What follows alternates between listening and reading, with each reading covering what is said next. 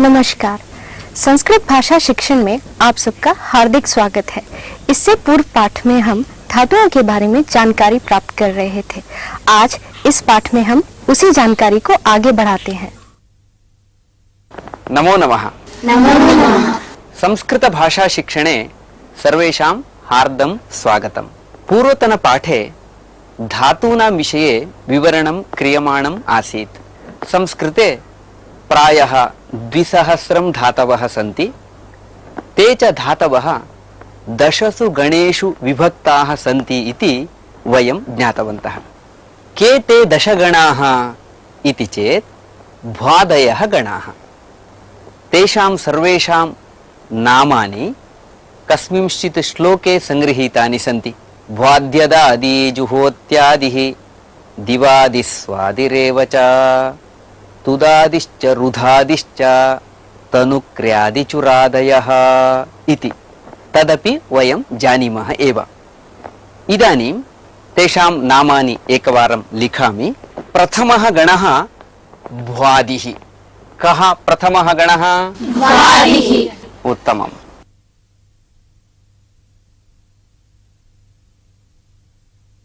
द्वितीयः गणः कः? अदादिः। अदादिः।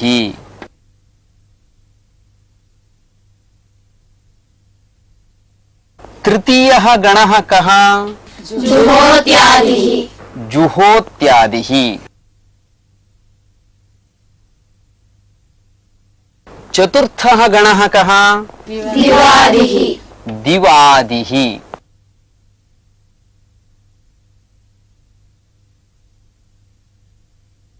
कः पंचमः गणः? स्वादिः। स्वादिः।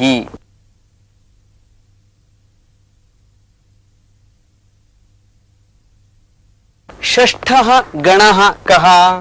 तुदादिः। तुदादिः।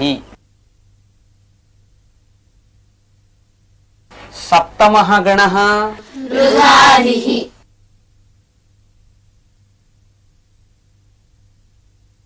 अष्टमः गणः? तनादिः।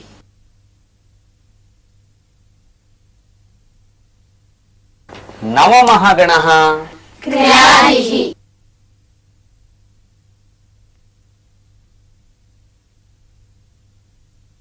10मः अन्तिमः गणः?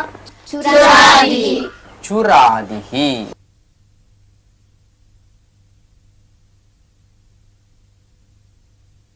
एवं भ्वादयः 10 गणाः सन्ति इति वयं पूर्वतनपाठे एव ज्ञातवन्तः। पूर्वतनपाठे एतदपि उक्तमासीत्, प्रतिगणम् एकः विकरणप्रत्ययः भवति इति। इदानीं तस्मिन् विषये वयं जानीमः। तत्र प्रथमं भ्वादिगणस्य भ्वादिभ्यः कर्तरि शप् इति शप् इति विकरणप्रत्ययः भवति। कः विकरणप्रत्ययः? शप् इति विकरणप्रत्ययः भवति। अतः भ्वादिगणः शप् विकरणः इत्यपि कथ्यते। अनन्तरम् अदादिगणस्यापि शप् भवति, परन्तु अनन्तरं शपः लुक् भवति, लोपः भवति। तदर्थम् अदादिगणः लुग् विकरणः इत्यपि कथ्यते। तृतीयः गणः जुहोत्यादिः गणः। जुहोत्यादिभ्यः श्लुः विकरणप्रत्ययः भवति।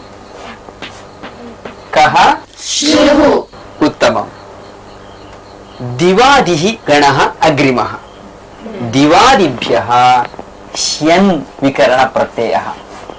कः? शन्। तत्पश्चात् अस्ति स्वादिः गणः। स्वादिभ्यः स्नुः इति विकरणप्रत्ययः। कः प्रत्ययः? श्नुः। तुदादिभ्यः शः इति विकरणप्रत्ययः। कः प्रत्ययः? शः। रुधादिगणस्य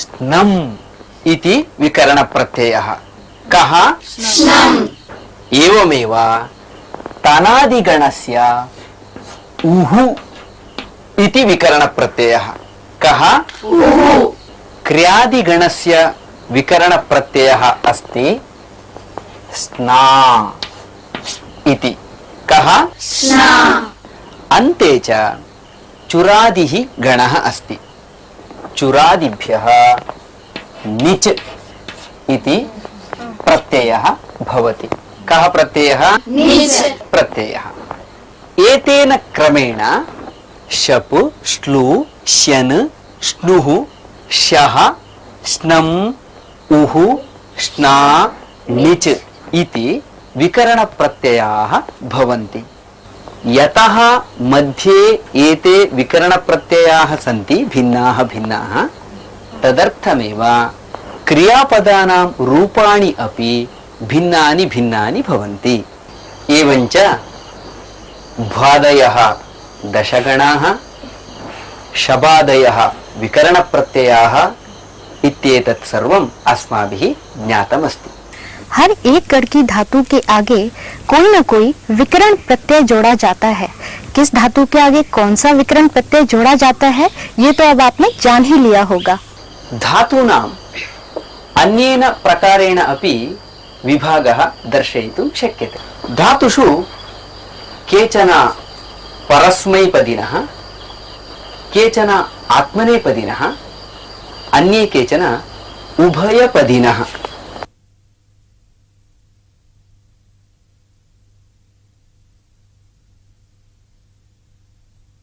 धातवः प्रायः 2000 संख्याकाः सन्ति तेषां विभागः एवं दर्शयितुं शक्यते केचन धातवः परस्मैपदिनः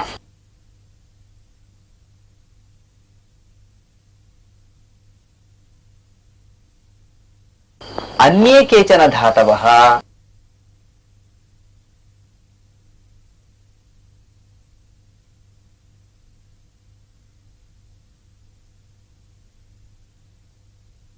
आत्मनेपदिनः पुनः केचन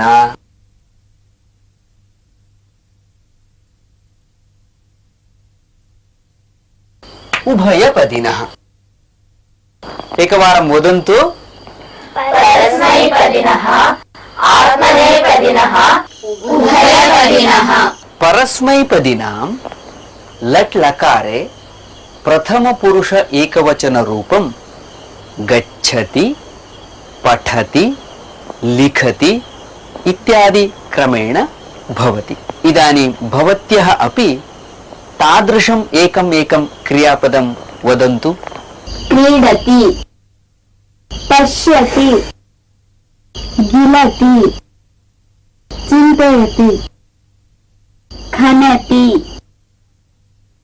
हसति निद्राति रोदिति धावति उत्तमम् दीर्यति रक्षति स्मरति एवमेव आत्मनेपदिनां लट् लकारे प्रथमपुरुष एकवचन रूपं लज्जते विद्यते वर्तते एतेन प्रकारेण भवति इदानीं भवत्यः अपि एकमेकं तादृशं क्रियापदं वदन्तु रोचते स्पन्दते कल्पते मन्यते प्रवर्तते मोदते भाषते ऊहते शोभते सहते शङ्कते लङ्घते उभयपदिनां तु द्विविधम् अपि रूपं भवति लट् लकारे प्रथमपुरुषरूपं द्विविधम् अपि भवति यथा करोति कुरुते याचति याचते गृह्णाति गृह्णीते पूर्वतन पाठेषु वयं ज्ञातवन्तः यत् परस्मैपदिनां शत्रुप्रत्ययः भवति, आत्मनेपदिनां शानच् प्रत्ययः भवति, उभयपदिनां तु शत्रुप्रत्ययः अपि भवति, शानच् प्रत्ययः अपि भवति। अतः एव कुर्वन् कुर्वाणः इति रूपद्वयं, याचन् याचमानः, एतेन प्रकारेण रूपद्वयं भवति। परस्मैपदी, आत्मनेपदी, उभयपदी, इस प्रकार से भी धातुओं के विभाजन का तरीका है। ये तो अब आपने जान ही लिया होगा। धातूनां विभागः अन्येन क्रमेण अपि कर्तुं शक्यते। धातुषु केचन सकर्मकाः,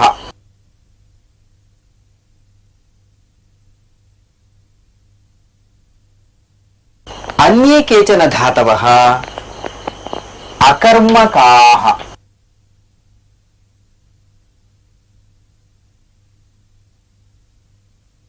पुनः केचन धातवः द्विकर्मकाः।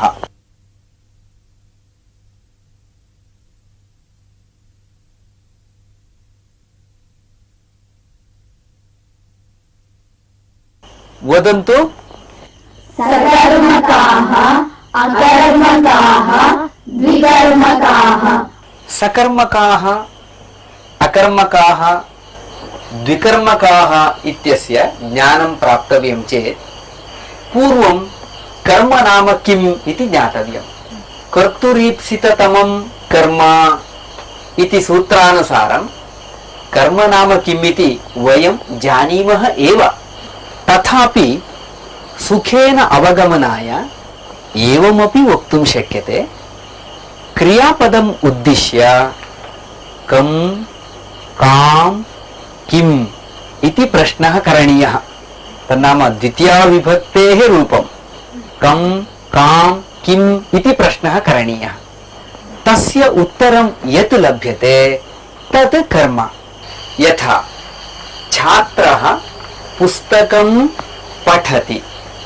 किं पठति? पुस्तकं पठति। उत्तरं किम् अस्ति? पुस्तकं। पुस्तकम् इति उत्तरम्। अतः पुस्तकं कर्म अस्ति। बालिका श्लोकं वदति। कं वदति? श्लोकं वदति। कं वदति? श्लोकं वदति। उत्तरं किम् अस्ति? श्लोकं। श्लोकः इति उत्तरम्। अतः श्लोकः इति अत्र कर्म अस्ति। अतः कं कां किम् इति प्रश्नस्य उत्तरं यत् लभ्यते तत् कर्म। तादृशस्य कर्मणः संभावना यत्र अस्ति तादृशः धातुः सकर्मकः इति वक्तुं शक्यते। यथा इदानीं पिबति, कं कां किम् उत्तरस्य संभावना अस्ति वा? अस्ति। तर्हि बालिका किं पिबति वदन्तु। कषायं पिबति, चायं पिबति, पानकं पिबति, जलं पिबति। उत्तरस्य संभावना अस्ति। अतः पिबति सकर्मकं क्रियापदम् अस्ति। पाने इति धातोः रूपं तत्, सः धातुः सकर्मकः। एवमेव यत्र कं कां किम् इत्यस्य उत्तरस्य संभावना नास्ति सः धातुः अकर्मकः। यथा भवति, कं भवति उत्तरमस्ति वा? नास्ति। कां भवति उत्तरमस्ति वा? नास्ति। किं भवति? कष्टं भवति, उत्तरमस्ति खलु? सत्यं, तत्र उत्तरमस्ति। परन्तु मया किम् उक्तमासीत्? प्रथमा विभक्तेः न, द्वितीया विभक्तेः किम् इत्यस्य उत्तरम् अस्ति चेत् सकर्मकम्। किं भवति? कष्टं भवति। तत्र किम् इति प्रथमा विभक्तेः रूपम् अस्ति, द्वितीया विभक्तेः रूपं न। अतः कं कां किम् इति द्वितीया विभक्तेः रूपं, तस्य उत्तरम् अस्ति चेत् सः धातुः सकर्मकः। कष्टं भवति तत्र तथा नास्ति, अतः सः अकर्मकः। एवमेव कुत्रचित् कर्मद्वयस्य संभावना भवति, तादृशाः द्विकर्मकाः भवन्ति। यथा गोपः धेनुं क्षीरं दोग्धी, भिक्षुकः धनिकं धनं याचते। दोग्धी याचते, बालकः गुरुं प्रश्नं पृच्छति। एतादृशाः दोग्धी याचते पृच्छति इत्यादयः द्विकर्मकाः इति कथ्यन्ते। एवं सकर्मकाः अकर्मकाः द्विकर्मकाः इति एतेन प्रकारेण धातूनां विभागः एकः कृतः अस्ति। धातुओं के विभाजन का एक तरीका और भी है, वह सकर्मक, अकर्मक, द्विकर्मक इस प्रकार है। इसका भी उदाहरण सहित अभ्यास आपने कर लिया है। धातूनां इट् व्यवस्थां पुरस्कृत्य सेटः, अनिटः, वेटः इत्यपि विभागस्य कश्चन क्रमः अस्ति। एवं भिन्न भिन्न प्रकारेण धातूनां विभागः कथं कर्तुं शक्यते इति वयं ज्ञातवन्तः।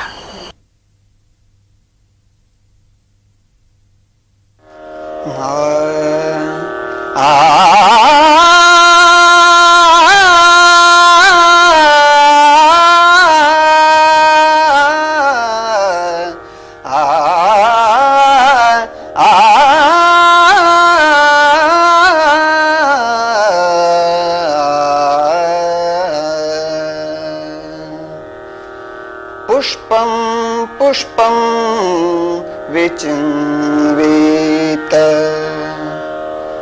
पुष्पं पुष्पं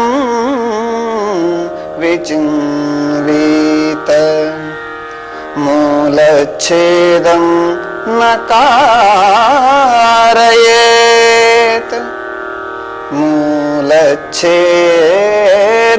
न कारयेत्,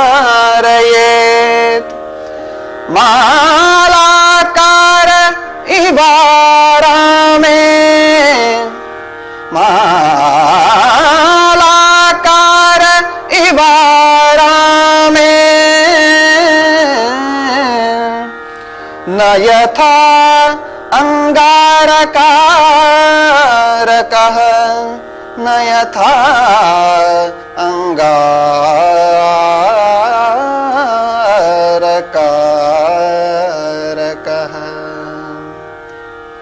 पुष्पं पुष्पं विचिन्वेत, मूलच्छेदं न कारयेत्, मालाकार इवारामे,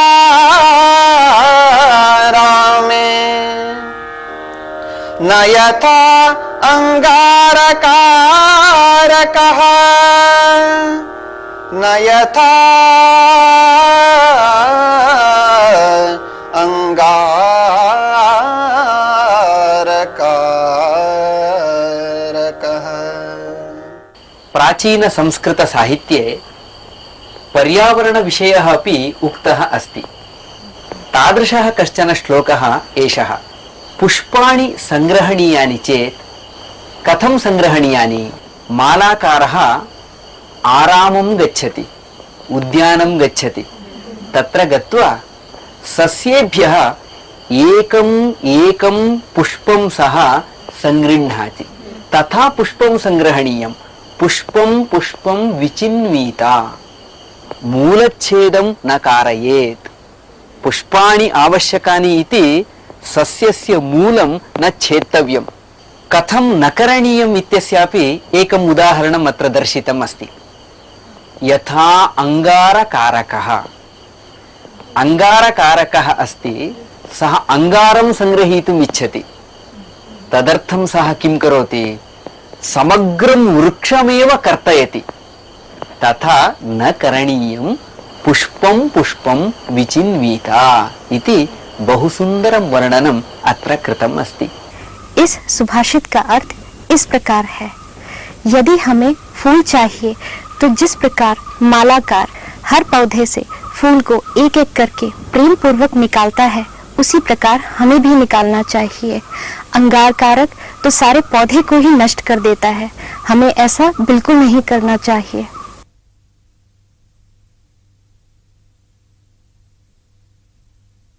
पूर्वं शिवगिरिः नाम कश्चन ग्रामः आसीत्। तत्र हरिदत्तः नाम ब्राह्मणः निवसति स्म। सः परमभक्तः आसीत्। एकदा हरिदत्तः नगरे भ्रमणं कुर्वन् आसीत्। कस्यचित् मांसविक्रेतुः आपणस्य पुरतः सः गच्छन् आसीत्। तदा अकस्मात् तस्य दृष्टिः मांसतोलनस्य तुलायाः उपरि पतिता। तत्र तुलायाः एकस्मिन् भागे तोलनार्थम् एका शिला स्थापिता आसीत्। हरिदत्तः पश्यति, सा शालग्रामशिला अस्ति। अतः सः तम् आपणिकं कृपया एतां शालग्रामशिलां मह्यं ददातु इति प्रार्थितवान्। तदा आपणिकः उक्तवान्, अहं तु दातुं सज्जः अस्मि, परन्तु तोलनार्थं किं करोमि इति। तदा हरिदत्तः तस्मै एकम् उत्तमम् अयः खण्डं दत्तवान्। शालग्रामं स्वीकृत्य गृहम् आगतवान्, तं पूजयितुम् आरब्धवान्। तस्मिन् दिने हरिदत्तः यदा निद्रां कुर्वन् आसीत्, तदा कञ्चित् स्वप्नं दृष्टवान्। स्वप्ने भगवान् नृसिंहः आगतः आसीत्।